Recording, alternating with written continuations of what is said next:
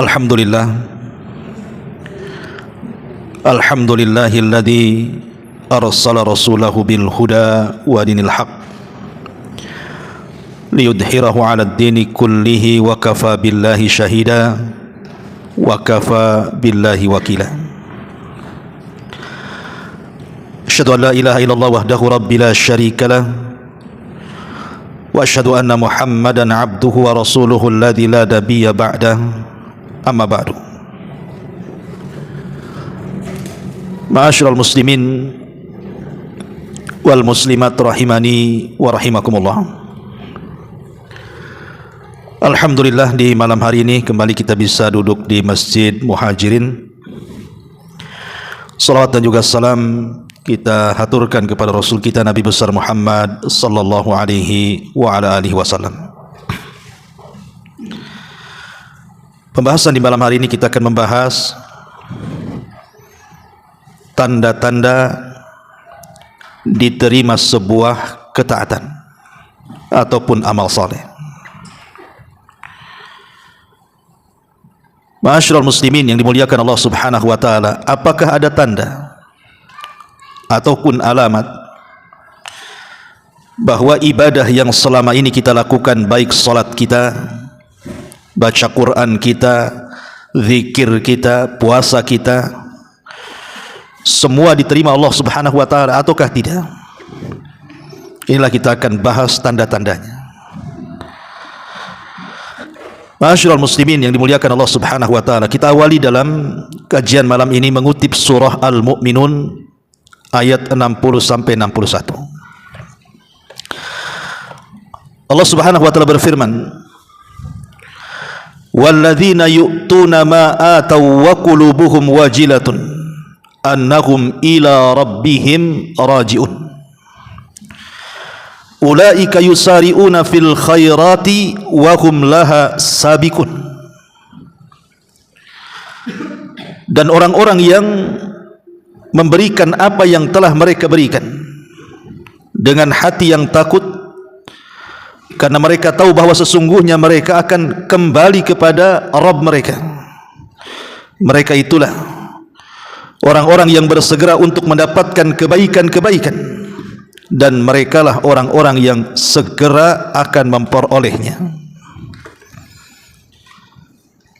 Al-Imam Ahmad dan juga Tirmidzi serta Imam Ibnu Majah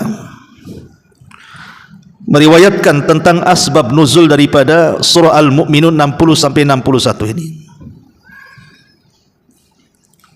Dari Aisyah radhiyallahu anha, dia mengatakan, qultu ya Rasulullah, walladzina yu'tuna ma ataw wa qulubuhum wajilah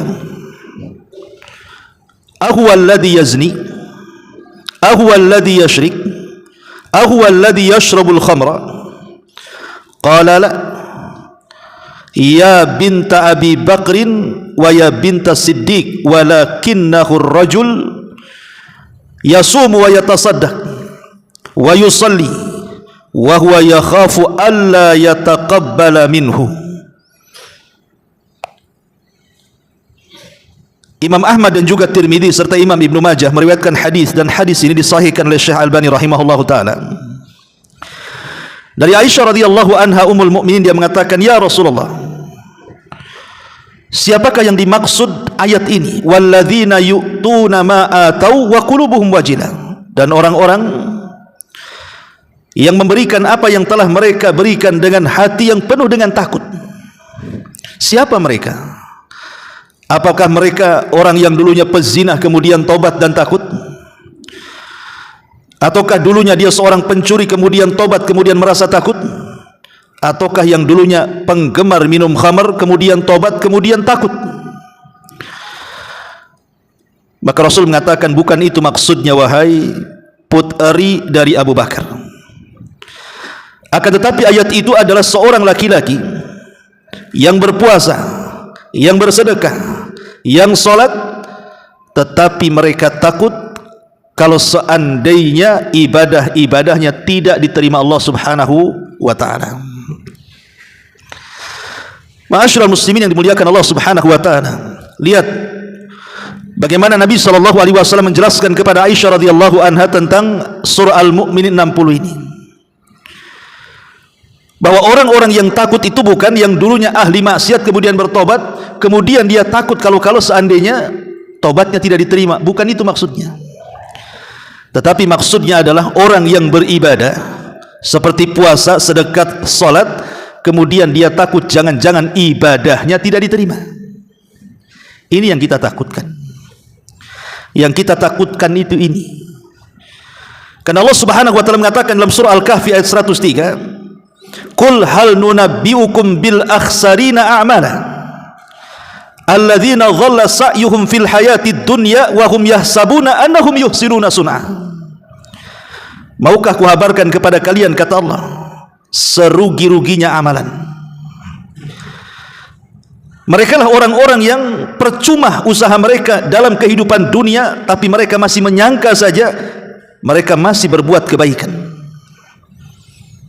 Jangan sampai kemudian kita merasa kita sudah salat, sudah puasa, sudah beribadah, rupanya itu semua ditolak dan tidak diterima. Amilatun nasibah, hanya lelah letih saja. Ma'asyiral muslimin yang dimuliakan Allah Azza wa Jalla, lihat Ibrahim alaihi salatu wassalam. Ketika Allah Subhanahu wa taala memerintahkan Ibrahim untuk membangun Ka'bah, akhirnya Ibrahim pun kemudian mengajak putranya membangun Ka'bah atas perintah Allah. Bukan kemauan dia membangun Ka'bah, Allah yang perintahkan. Dan Allah Subhanahu wa taala katakan, wa idh yarfa'u Ibrahimul qawaida minal bait wa Ismail. Dan ingatlah ketika Ibrahim dan juga Ismail meninggikan Ka'bah. Artinya Allah perintahkan Ibrahim untuk membangun Ka'bah. Setelah diperintahkan, Ibrahim melaksanakannya. Dibangunlah Ka'bah dengan Ismail. Setelah kemudian Ka'bah selesai, maka Ibrahim alaihi salatu wassalam pun mengatakan, Rabbana taqabbal minna. Ya Allah, terimalah amalan kami ini. Innaka antas sami'ul alim. Karena engkau zat yang maha mendengar lagi maha mengetahui. Lihat, kalau sekelas Ibrahim saja, dia masih meminta kepada Allah untuk diterima amalannya, padahal yang memerintahkan membangun Ka'bah adalah Allah, dan yang membangunnya juga seorang Nabi, bahkan Khalilur Rahman, bahkan Abul Anbiya, bapaknya para Nabi. Tapi dia takut kalau seandainya setelah membangun Ka'bah amalannya ditolak. Makanya dia mengatakan, Rabbana taqabbal minna. Ya Allah, terimalah amalanku. Ma'asyiral muslimin yang dimuliakan Allah Azza wa Jalla, kata Syekh Muhammad ibn Abdul Wahhab rahimahullahu ta'ala, dia mengatakan, lihat, jalalullah wa azamatuh fi qulubil ladzina ya'rifuna. Bagaimana kemuliaan Allah dan keagungannya melihat hati-hati orang-orang yang mengetahuinya, li da'watihi ma fil qabul. Karena doa keduanya, maksudnya Ismail dan Ibrahim, supaya amalannya diterima oleh Allah Subhanahu wa taala. Makanya banyak para ulama salaf apabila membaca doanya Ibrahim, Rabbana taqabbal minna, ya Allah, ku persembahkan, terimalah amalanku, mereka selalu menangis dan mengatakan, kalau Ibrahim saja takut tidak diterima, macam mana pula kami? Nabi Ibrahim takut tidak diterima tuh amalan membangun Ka'bahnya dengan Ismail, apalagi kita? Siapa kita? Makanya para ulama ketika membaca ayat ini selalu menangis. Dikhawatirkan solat mereka tidak diterima, puasa mereka tidak diterima, zakat, sedekah, zikir dan lain sebagainya.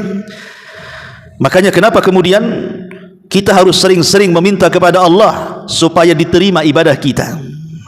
Lihat Nabi SAW ketika beliau menyembelih kurban, apa kata Rasul? Bismillahi Allahumma taqabbal min Muhammadin wa min ummati Muhammadin. Bismillah, dengan menyebut nama Allah, ya Allah, terimalah kurban ini dari Muhammad dan untuk umat Muhammad. Nabi saja meminta kepada Allah untuk diterima. Ma'asyiral muslimin yang dimuliakan Allah Azza wa Jalla. Makanya kalau kita lihat perkataan para sahabat seperti Ali bin Abi Thalib radhiyallahu anhu mengatakan, kunu liqabulil amali asyad ihtimaman minkum bil amali. Kata Ali radhiyallahu anhu, sebaiknya kalian harus memikirkan bahwa diterima amal di sisi Allah itu lebih dahsyat dibandingkan amalan itu sendiri. Pikirkan, bukan mikir amalannya, tapi pikirkan apakah amalan diterima atau tidak. Karena itu yang paling penting. Orang beramal bisa saja dari pagi, siang, sore, malam bisa orang beramal. Tapi apakah kemudian amalan diterima atau tidak? Makanya memikirkan amalan itu diterima jauh lebih dahsyat dibandingkan memikirkan amalan itu sendiri. Makanya Abi Dzar Al-Ghifari radhiyallahu anhu mengatakan, la an astaykina anna Allah qad taqabbala li salatun wahidatun ahabbu ilayya minad dunya wa ma fiha. Subhanallah. Kalau aku yakin, kata Abu Dzar Al-Ghifari, Allah terima walaupun satu kali solatku saja. Aku tahu nih umpamanya seumur hidup ini entah berapa ribu kali saya solat, tapi mungkin satu kali solat aku tahu ini yang diterima.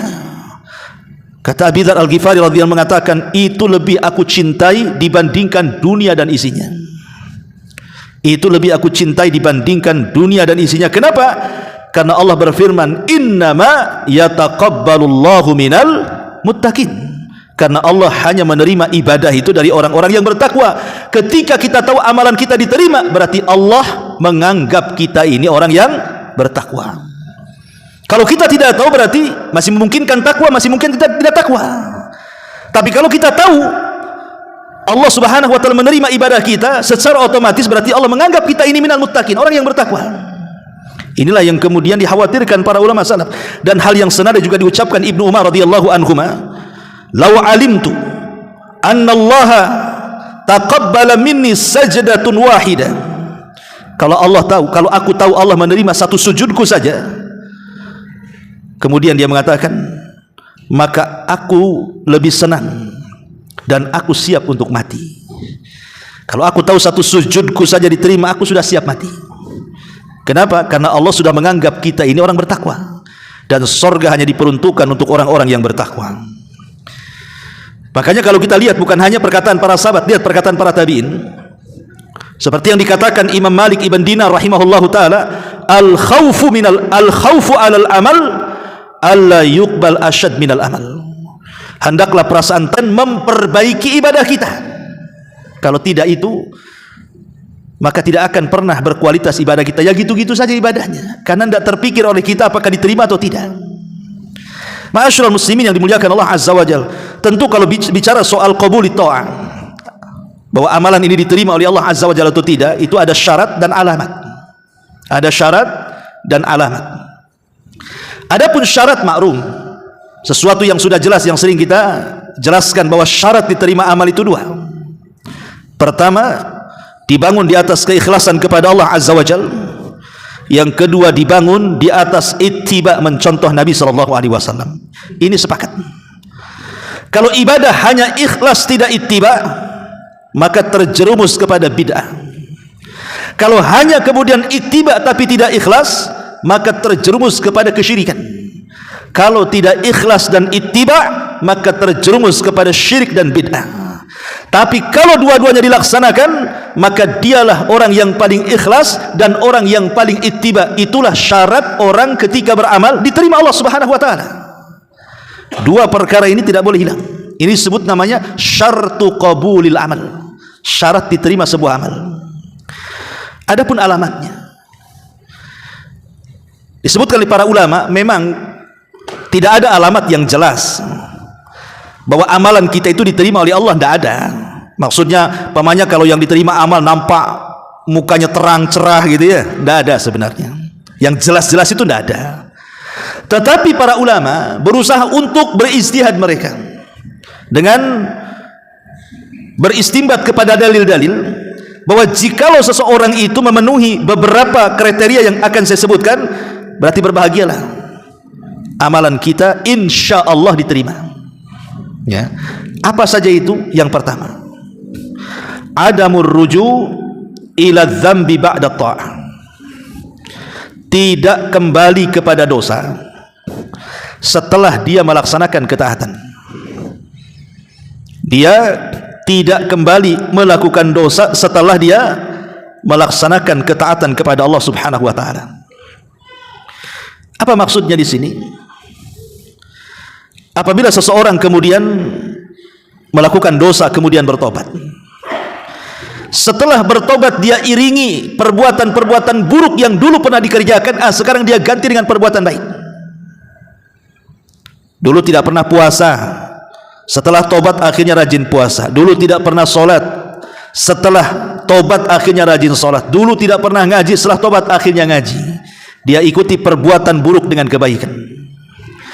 Kalau seandainya dia terus di atas kebaikan dan tidak kembali kepada dosanya, maka itulah tanda diterima ketaatan kita kepada Allah. Tapi kalau seandainya dulu tidak solat, kemudian tobat solat, balik lagi tidak solat, nah ini gak akan diterima amalannya tuh. Ini yang pertama. Yang kedua, al-wajalu min adami qabulil amali. Takut, perasaan takut yang tertanam pada hati kita kalau seandainya amalan yang kita lakukan itu tidak diterima. Tanamkan perasaan takut yang selama ini tidak ada dalam hati kita, hadirkan. Jangan-jangan tadi sholat isya sehingga diterima. Karena begini ikhwatu fillah yang muliakan Allah Azza wa Jalla, Allah itu tidak berhajat dengan ibadah kita. Ingat, Allah tidak berhajat dengan solat kita, Allah tidak berhajat dengan puasa kita, Allah tidak berhajat dengan baca Quran kita, Allah tidak berhajat dengan ibadah kita. Sama sekali Allah tidak berhajat dengan itu. Kita yang berhajat. Kenapa? Karena Allah itu sudah kaya, dia tidak berhajat kepada makhluknya. Wa man yashkur fa innama yashkuru li nafsi. Siapa yang bersyukur, apakah syukurnya untuk Allah? Tidak, dia bersyukur untuk dirinya. Wa man tazakka fa innama yatazakka li nafsi.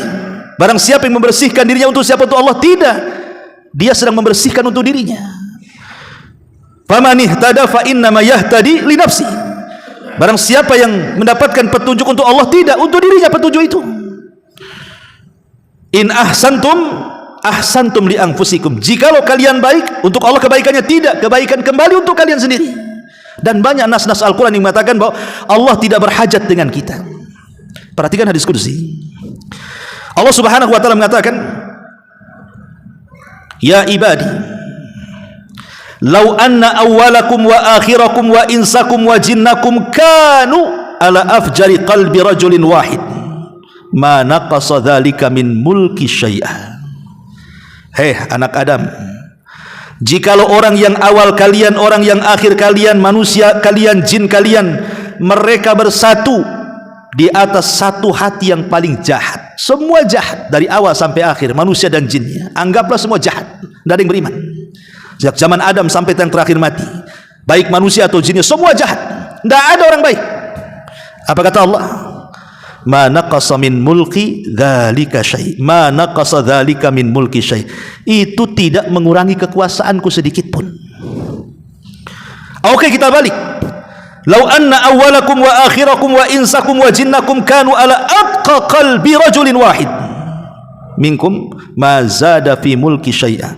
Seandainya orang yang awal, orang yang akhir, manusia dan jinnya di satu hati di atas ketaatan kepada Allah, tidak ada yang kufur. Sejak zaman Adam sampai yang terakhir semua beriman, manusia dan jinnya semua beriman. Menambah kekuasaan Allah? Tidak menambah kekuasaan Allah sedikit pun. Mau satu dunia maksiat tidak mengurangi kekuasaan, mau satu dunia taat tidak juga menambah kekuasaan, karena Allah tidak berhajat dengan kita. Yang ingin saya katakan, kalau Allah kita tahu Allah tidak berhajat dengan kita, maka sudah selayaknya ada perasaan takut dalam hati kita ini. Jangan-jangan ibadah kita nggak diterima karena Allah nggak berhajat dengan ibadah kita kok. Sudah sewajarnya tertanam perasaan, jangan-jangan tadi sholat saya nggak diterima pula, karena Allah tidak berhajat dengan kita. Allah maha kaya, kita yang berhajat dengan Allah. Lah bentuk hajat kita dengan Allah, tertanam perasaan takut, jangan-jangan pula ibadah tadi tak diterima. Kalau ada perasaan seperti ini, kata ulama, ketahuilah itulah alamat qabulul amal. Justru itulah alamat amal antum diterima. Ini yang kedua. Yang ketiga, at-taufiq ila a'malin salihatin ba'daha. Mendapatkan taufik untuk terus melahirkan dari satu amalan ke amalan berikutnya. Fa idza faragta fansab. Apabila engkau telah melaksanakan satu ibadah, lekas berganti kepada ibadah yang lainnya. Dari sini Hasan Al-Basri rahimahullahu taala, sayyidut tabi'in, pemimpin para tabi'in, mengatakan apa? Perkataan yang bagus sekali. Beliau mengatakan, inna min jazail hasanati al-hasanatu ba'daha, wa min uqubati sayyi'ati as-sayyi'atu ba'daha. Fa idza qabila Allahu al-'abda fa innahu yuwaffiquhu ila ta'ah wa yasrifuhu 'anil ma'siyah. Sesungguhnya balasan kebaikan itu adalah kebaikan yang dilakukan setelahnya, dan hukuman keburukan itu adalah melakukan keburukan setelahnya. Karena apabila Allah menerima amalan seorang hamba, pasti Allah akan berikan taufik dengan diarahkan kepada ketaatan yang melahirkan ketaatan berikutnya. Ya, perkataan beliau. Jadi tanda di amalan kita diterima ini, ketika kita sanggup melahirkan satu amalan, terlahir amalan yang lain dari amalan yang kita amalkan itu. Umpamanya kita sudah berusaha istiqomah salat wajib, kemudian beralih ke salat sunnah, anggap saja salat duha. Ketika kita sudah terbiasa dengan duha, mulailah kita memulai dengan salat malam. Salat yang paling sulit dilakukan karena harus bangun tengah malam ngantuk-ngantuk kan. Kemudian dari salat malam tahajud itu melahirkan salat sunnah yang lainnya. Itulah yang kemudian Allah Subhanahu wa taala katakan apa? Fa amman a'ta wattaqa wa saddaqa bil husna fasanuyassiruhu lil yusra. Fa amman a'ta, siapa yang memberikan dengan hartanya, dengan ilmunya, dengan tenaganya, dengan waktunya lillah, untuk Allah. Fa amman a'ta wattaqa, di mana dia melakukan itu karena ketakwaan kepada Allah. Wa saddaqa bil husna, dan yakin ada balasan dari Allah, dari surga. Apa kata Allah? Fasanuyassiruhu lil yusra, jalan dia sudah mudah, Allah mudahkan. Maknanya kita sudah mudah mengamalkan satu amalan, maka ketika kita mengamalkan yang lainnya, Allah lebih mudahkan lagi. Itulah yang disebut dengan amal melahirkan amal. Ketika satu amal melahirkan amal yang lain, amal yang lain melahirkan amal yang lain, amal yang lain melahirkan amal yang lain, maka kita akan menutup dengan amalan itu husnul khatimah. Husnul khatimah. Perhatikan ucapan Ibnu Katsir rahimahullahu taala, bagus sekali. Apa kata Imam Ibnu Katsir rahimahullahu taala? Laqad ajrallahu al-karim 'adatuhu, laqad ajral karim 'adatahu bi karamihi. Anna man 'asha 'ala syai'in mata 'alaihi, wa man mata 'ala syai'in bu'itsa 'alaihi yaumal qiyamah. Faman 'asa 'ala ta'ah ya'ba karamullah an yamutu 'ala al-ma'siyati. Apa kata Imam Ibnu Katsir rahimahullahu taala ad-Dimashqi ini, Abul Fida? Sungguh Allah Subhanahu wa taala dengan kemuliaannya, dengan kemurahannya akan memperjalankan manusia sesuai dengan adat kebiasaannya. Barang siapa dia hidup di atas sesuatu, maka mati pun akan di atas sesuatu yang biasa dia lakukan. Dan barang siapa yang mati di atas sesuatu yang ia lakukan, maka dia akan dibangkitkan pun sama dengan sesuatu yang biasa dia lakukan. Kemudian beliau contohkan, barang siapa yang hidup di atas ketaatan, maka Allah Subhanahu wa taala akan enggan dengan kemurahannya untuk mewafatkan dia di atas kemaksiatan. Dan juga sebaliknya. Artinya di sini Imam Ibnu Katsir ingin katakan bahwa manusia itu akan berjalan sesuai dengan kebiasaan. Lihat orang pikun. Orang pikun itu yang keluar dari lisannya itu adalah kebiasaan dari sebelum pikunnya. Kalau sebelum pikunnya dia suka baca Quran, maka ketika pikun itu pula yang dibaca. Ketika sebelum pikunnya dia memang ucapannya santun, ucapannya bagus, ucapannya indah, maka ketika pikun itu pula yang diucapkan. Tapi kalau sebelum pikunnya dia tidak pernah membaca Quran, yang keluar kalimat-kalimat kotor, kalimat-kalimat maksiat, cacian, makian, gibahan, maka ketika Anda pikun itu juga yang keluar dari mulut kita. Itulah yang dikatakan Imam Ibnu Katsir rahimahullahu taala, siapa yang hidup membiasakan maksiat, maka dia akan mati di atas maksiat. Siapa yang mati di atas maksiat, maka dia akan dibangkitkan pun seperti itu. Kemudian beliau mencontohkan bagaimana di zaman Nabi SAW ada seorang laki-laki yang haji. Kemudian saat dia sedang tawaf, jatuhlah dia dari untanya, kemudian meninggal. Kemudian para sahabat mengatakan, apa yang harus dilakukan dengan jasadnya?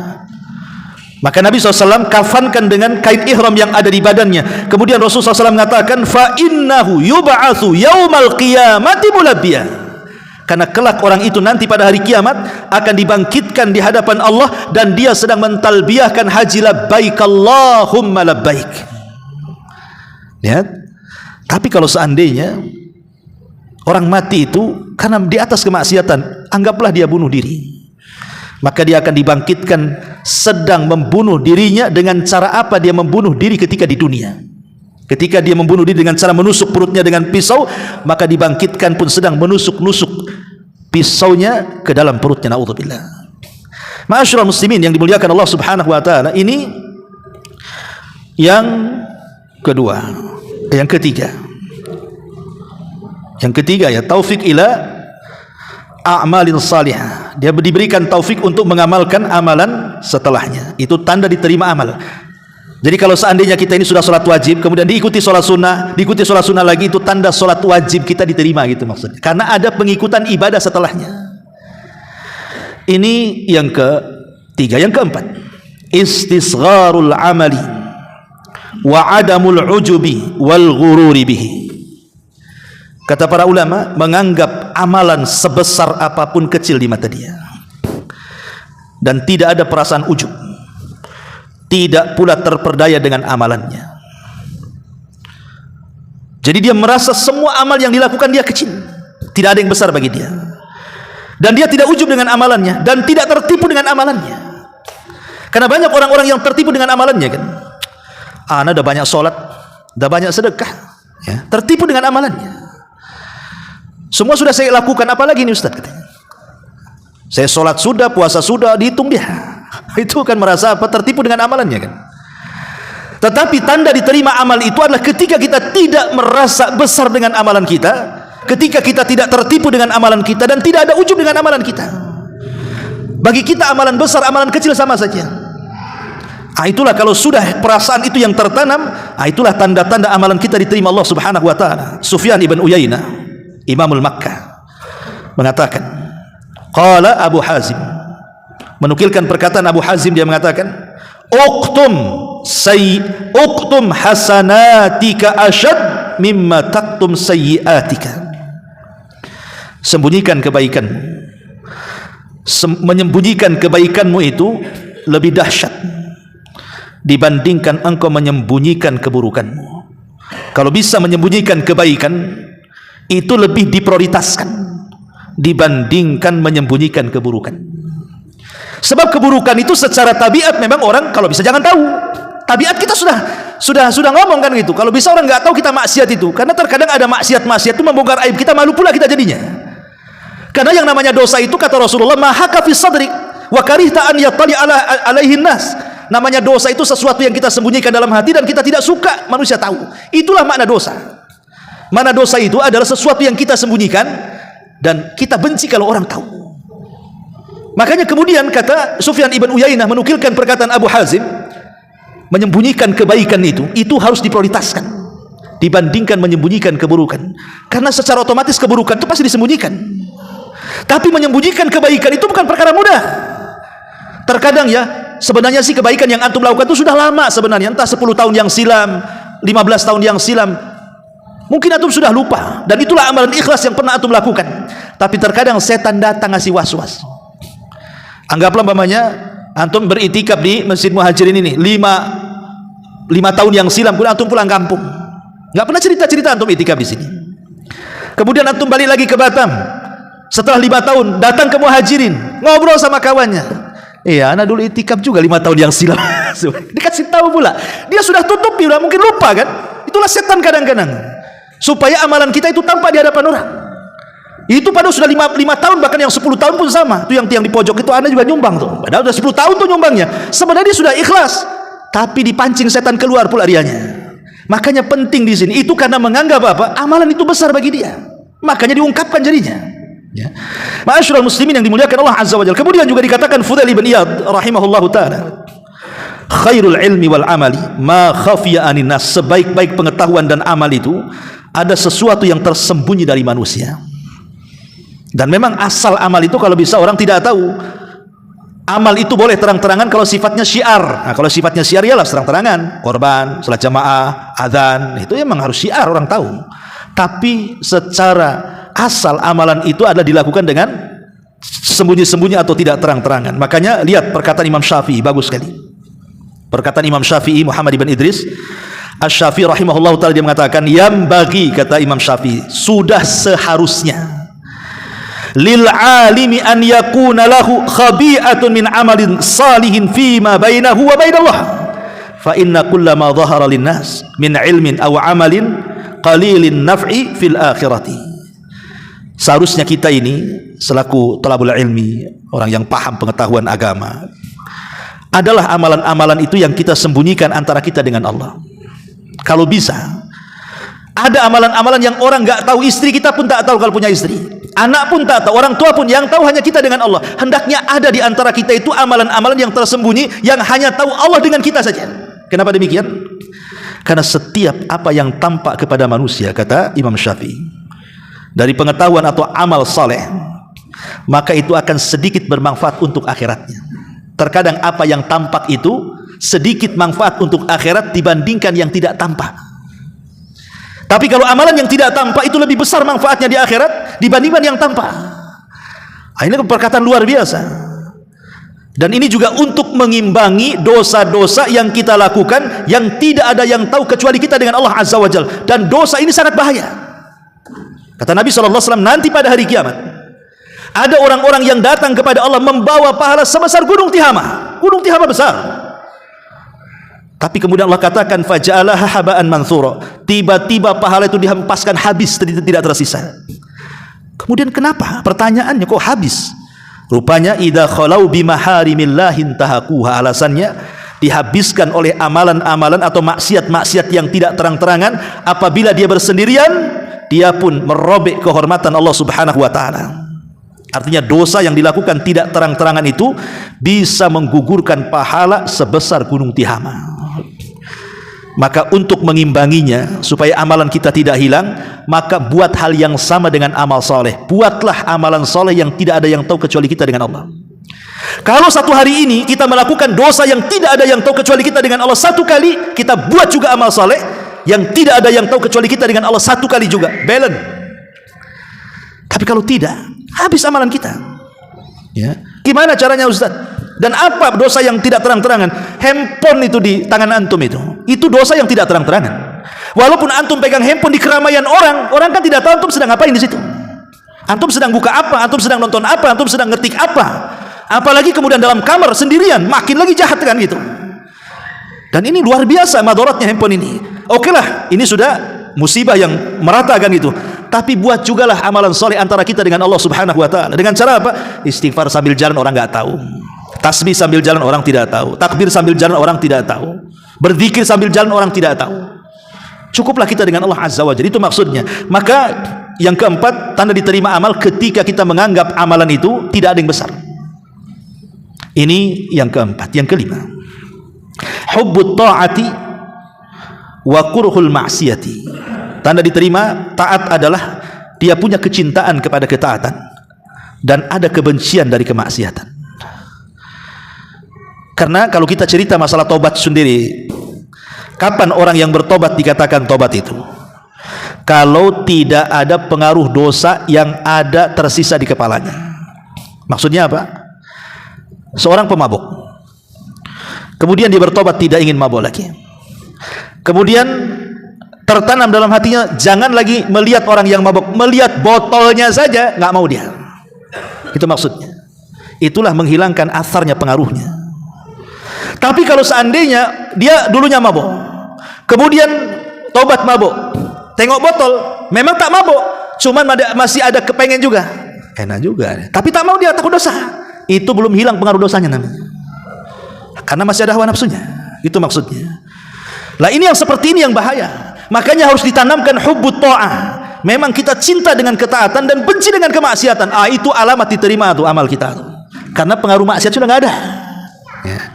Dulu seorang pezina, kemudian dia bertobat. Jangankan lagi melihat filmnya gitu ya, film porno atau yang tidak layak ditonton. Lihat perempuan yang buka aurat, benci, naudzubillah. Ya. Itu betul-betul hilang pengaruh maksiatnya. Tapi kalau dulunya seorang pezina, kemudian tobat berzina, nampak pula wanita di jalan, teringat dulu masa dulu. Tapi dia takut karena takut dosa. Itu belum hilang itu pengaruh maksiatnya. Itu maksudnya.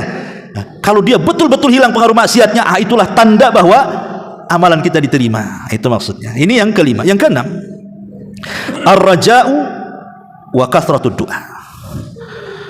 Menanamkan harapan dan memperbanyak doa. Terus berdoa dan berharap. Apa yang bisa kita lakukan selain doa dan harapan kan itu?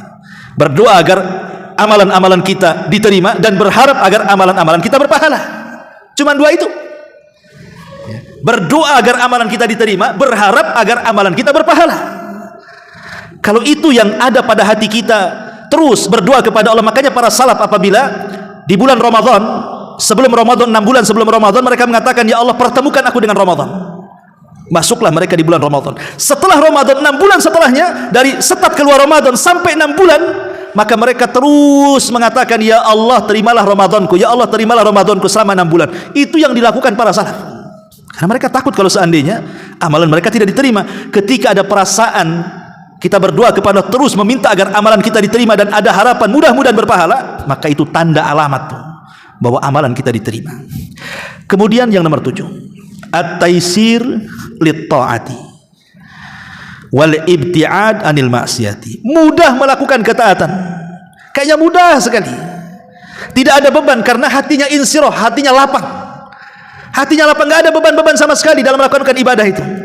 Contoh mamanya salat. Salat ini kan, orang yang salat itu terbagi dua kelompok tuh. Pertama salat karena sebuah kebutuhan, yang kedua salat karena sebuah beban. Karena ada dua orang salat tuh. Memang kebutuhan ataupun memang beban. Bagi yang melakukan salat, antum salat di salat duhur atau salat isya tadi, habis salat isya itu plong rasanya seperti antum bayar hutang. Berarti itu menjadikan salat itu sebagai beban. Ya. Jadi kalau antum selesai salat sama dengan selesai nyaur hutang, berarti salatnya masih dijadikan beban, bukan kebutuhan. Ya. Tapi kalau seandainya habis salat plong hatinya, bukan karena hilang seperti bayar hutang, tidak. Dia senang sudah melakukan ibadah dan dia menunggu salat setelah salat. Kapan lagi ya salat? Kapan lagi ya salat? Itu maksudnya. Berarti itulah tanda diterima amalan kita dan ketaatan. Kenapa? Karena Allah memberikan taisir, kemudahan.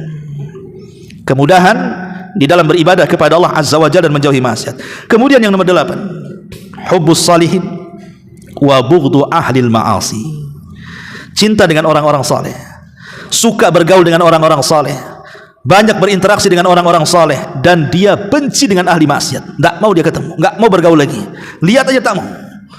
Betul-betul dia hijrah total. Makanya Imam Ahmad ibn Hanbal rahimahullah ta'ala meriwayatkan dari hadis Bara ibn Azib radhiyallahu an.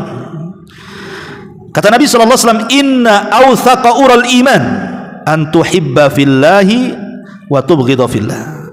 Sesungguhnya ikatan iman yang paling kuat adalah ketika kita bisa menanamkan cinta karena Allah, benci pula karena Allah. Kalau cinta, cinta karena Allah, benci juga karena Allah. Saya cinta dengan orang-orang saleh itu karena Allah, dan saya benci ahli maksiat juga karena Allah. Bukan benci kepada orangnya, tapi kepada kemaksiatannya yang kita lihat di depan mata. Makanya apa kata Imam Syafi'i rahimahullahu ta'ala, aku melihat orang-orang saleh dan aku bukan bagian dari mereka. Uhibbus salihin walastu minhum. Kata Imam Syafi'i rahimahullahu ta'ala, uhibbus salihina walastu minhum, katanya. Aku suka dengan orang-orang saleh, kata Imam Syafi'i, tapi aku bukan bagian dari mereka. Tawadhu. Ya. Apa kata Imam Ahmad dijawab? Tuhibbus salihin wa anta minhum. Engkau cinta dengan orang soleh dan engkau termasuk orang soleh, kata Imam Ahmad. Itu kan guru dan murid itu. Ya. Lihat bagaimana Imam Syafi'i rahimahullah ta'ala, saya cinta dengan orang-orang soleh walaupun saya tidak seperti mereka. Karena kalau tidak cinta dengan orang-orang soleh, cinta sama siapa? Berarti lawannya orang-orang toleh, orang-orang jahat kan gitu. Maka ini tanda diterima amal kita itu kalau tertanam pada hati kita yang bergaul ya dengan orang-orang yang baik saja. Dia nggak mau bergaul dengan orang yang jahat. Ini nomor 8. Nomor 9, kasratul istighfar. Ketika lisannya basah dengan istighfar, terus beristighfar. Walaupun dia tidak merasa berbuat dosa, tidak apa-apa, beristighfar saja. Karena istighfar itu tidak mesti berbuat dosa. Seperti Nabi SAW beristighfar sehari itu 70 sampai 100 kali. Apa Nabi berbuat dosa? Kan tidak. Bisa saja istighfar itu dalam bentuk tajdidut taubah, pembaharuan taubat. Tapi kalau kita ya sudah jelas banyak dosa. Hari-hari kita ke pasar, hari-hari kita melihat aurat, hari-hari kita melihat handphone, hari-hari juga kita melihat aurat, hari-hari mata kita memandang yang haram. Lisan kita pula tidak mau istighfar. Gimana ceritanya? Ya. Jadi kalau Nabi beristighfar itu bukan karena berbuat dosa. Kalau kita mengistighfar karena banyak dosanya kan gitu. Makanya jangan sampai kemudian kita sakit hati gara-gara tidak bertobat kepada Allah Azza wa Jalla dengan perbanyak istighfar. Dan yang nomor 10, al-mudawamatu 'alal a'mali shalihah. Membiasakan, mendawamkan itu artinya istiqomah. Kata Nabi SAW, khairul a'mal adwamuha wa in qalla. Sebaik-baik amal itu yang langgeng walaupun sedikit. Kenapa? Karena Allah itu tidak bosan untuk menerima ibadah kita. Kita yang bosan ketika beribadah kepada Allah. Makanya kenapa ambil yang sedikit tapi istiqomah, jangan pula ambil banyak habis itu tumbang. Karena ada istilah man akhadha jumlatan faqadal jumlah. Kalau ambilnya banyak, tumbangnya juga banyak. Maka ambillah yang sederhana-sederhana tapi istiqomah. Kenapa? Karena kita akan bosan. Allah tidak pernah bosan. Makanya supaya istiqomah itu ya, ambil umpamanya kalau puasa nih, ada Seninnya, ada Dawudnya, ada Ayamul Bidnya, ada macam-macamnya puasa, ada puasa qadanya kalau punya utang kan. Oke lah, memang saya ini ahli puasa, sanggup lapar-laparan. Ambil puasa terbaik apa? Ambil Dawudnya saja, sudah cukup. Ambil Dawudnya saja, itu sudah mencakup semua puasa. Nggak usah Dawudnya juga, Senin Kemisnya juga, Ayamul Bidnya juga, nggak perlu. Ambil satu tapi istiqomah. Oke, Senin Kemisnya saja. Kenapa demikian? Karena yang namanya istiqomah itu ada batas waktu kuat dan tidaknya. Mungkin masa muda ya, saya antum masih muda ini, masih kuat lapar, masih bisalah puasa Daud, istiqomah dengan puasa Daud. Tapi usia antum itu akan terus bertambah. Nanti akan sampai juga mungkin Allah takdirkan usia antum 60-70 tahun sanggup puasa Daud. Berarti kalau tidak sanggup nanti hilang istiqomahnya kan? Kita mikir juga masa tua nih, macam mana amalan ini bisa langgeng sampai masa tua, sampai mati gitu maksudnya. Kalau kita langsung ambil yang berat, mungkin 20-30 tahun masih kuat. Kalau sudah tua mana bisa kuat lagi? Kalau begitu terpikirlah, dah Senin Kemis saja lah. Umpamanya seperti itu. Supaya bisa istiqomah terus. Ya. Masyaallah muslimin yang dimuliakan Allah Azza wa Jalla. Kemudian juga yang nomor 11. Bukan hanya sekedar istiqomah, ats-tsabat, tapi lebih daripada itu ada taharatul qalbi. Ketika hati ini bersih, tidak ada hasad, tidak ada dendam, tidak ada penyakit, pokoknya bersih, lapang dada itu kayaknya. Dan lapang dada ini luar biasa. Memang sulit. Kalau antum punya mobil, ingin bersih, masukkan ke karwas, kinclong. Rumah kotor, sewa pembantu, pel, sebentar saja, bersih, bisa ngaca pula kita di keraminya. Apalagi semua benda di depan kita itu bisa dibersihkan. Tapi hati sulit untuk membersihkannya. Membersihkan hati itu bukan seperti membersihkan mobil, membersihkan rumah, membersihkan piring, tidak. Membersihkan hati itu paling sulit. Karena setiap kita bersihkan datang pula lagi kotorannya. Setiap kita bersihkan datang lagi kotorannya. Makanya tajdidul qalbi, memperbaharui hati itu harus terus setiap hari kita lakukan. Nabi SAW sampai setiap hari berdoa, ya muqallibal qulub tsabbit qalbi ala dinik. Wahai zat yang membolak-balikan hati, tetapkan hatiku di atas agamamu. Anas bin Malik radhiyallahu mengatakan, ya Rasulullah, apakah engkau mengajarkan doa itu untuk umatmu karena engkau takut kepada kami? Kata Rasul, iya, karena hati kalian itu berada di genggaman Ar-Rahman yang sewaktu-waktu Allah bisa memutar balikan sesuai dengan kehendaknya. Namanya hati itu bisa sesat, bisa dapat hidayah. Ada futurnya, ada semangatnya. Makanya Rasul mengatakan banyak-banyaklah berdoa seperti ini, supaya hati kita itu mantap. Kalau setiap hari kita bersihkan hati itu dari itu semuanya, maka itu tanda-tandanya bahwa ketaatan kita diterima. Kemudian yang nomor 12, tadzkiratul akhirah. Dia selalu ingat akhirat. Yang diingat akhirat saja. Sampai-sampai Aisyah radhiyallahu anha pernah duduk. Kemudian Nabi SAW berbaring di pahanya.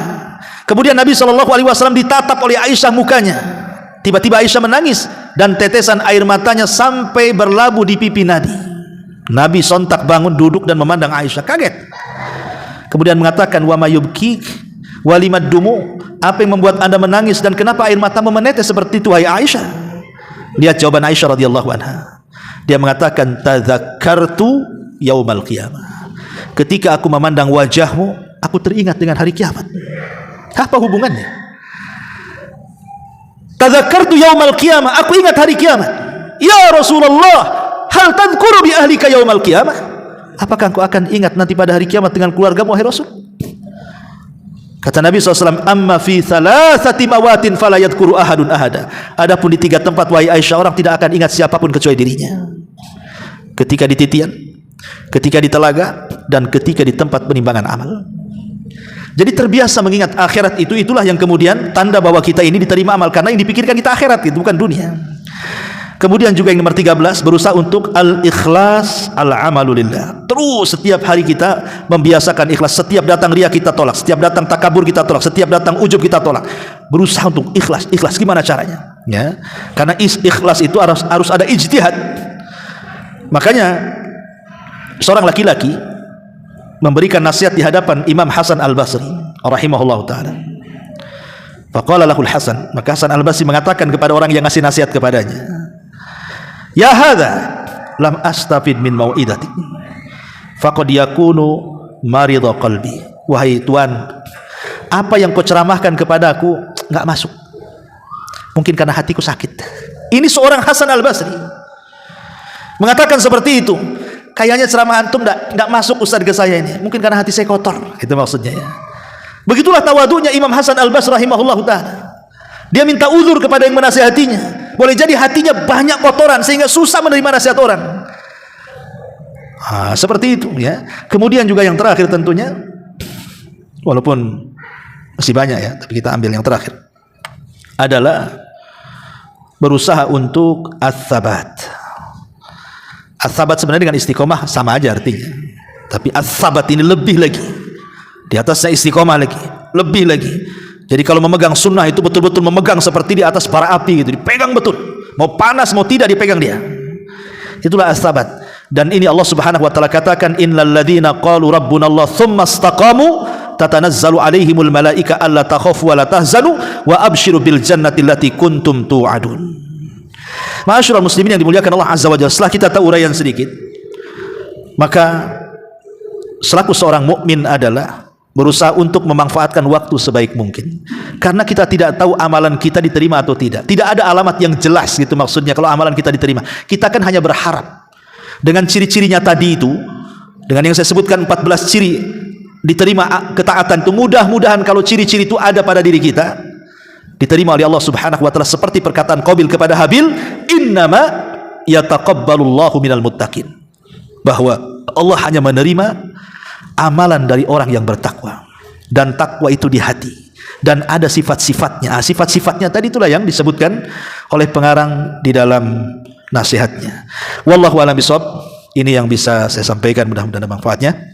Subhanakallahumma bihamdika asyhadu an la ilaha illa anta astaghfiruka wa atubu ilaika. Allahu ta'ala alam. Assalamualaikum warahmatullahi wabarakatuh.